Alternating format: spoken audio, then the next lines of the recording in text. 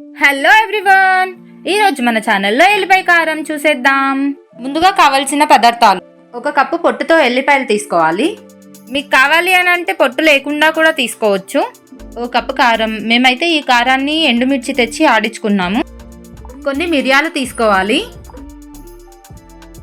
అలాగే కొద్దిగా జీలకర్ర, 1/2 కప్పు నువ్వులు, కొద్దిగా సాల్ట్, 1 కప్పు ఫ్లాక్స్ సీడ్స్. ఇప్పుడు స్టవ్ పై ఒక గిన్నె పెట్టుకొని అన్ని దోరగా వేయించుకోవాలి. ముందుగా నువ్వులు ఇలా చిటపటలాడుతూ ఉన్నప్పుడు తీసేసుకోవాలి. తర్వాత ఫ్లాక్స్ సీడ్స్, దీన్ని అవిసె గింజలు కూడా అంటారు, ఇవి కూడా అంతే చిటపటలాడుతూ ఉన్నప్పుడు తీసేసేయాలి. ఇప్పుడు జీలకర్ర, ఇప్పుడు మిరియాలు. వేయించి పెట్టుకున్న ఐటమ్స్ అన్ని చల్లారిన తర్వాత మిక్సీ జార్లోకి వేసుకొని మిక్సీ పట్టుకోవాలండి.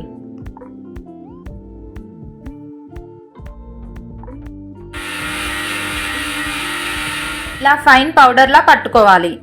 అదే మిక్సీ జార్లో ఎల్లిపాయలు వేసి కచ్చాపచ్చాగా పట్టుకోవాలి. అదే మిక్సీ జార్లో మనం తీసుకున్న కప్పు కారం, ముందుగా రెడీ చేసి పెట్టుకున్న నువ్వులు, ఫ్లాక్స్ సీడ్స్ పొడి, కచ్చాపచ్చాగా పట్టుకున్న వెల్లుల్లి, కొద్దిగా సాల్ట్, అన్నిటినీ ఇలా మిక్సీ పట్టుకోవాలి. అంతే అండి, ఎల్లిపాయ కారం రెడీ. ఈ కారాన్ని మనం మల్టీపర్పస్గా యూస్ చేసుకోవచ్చు. కారం దోశ వేసుకోవచ్చు, ఏవైనా ఫ్రైలు ఉంటే వేసుకోవచ్చు.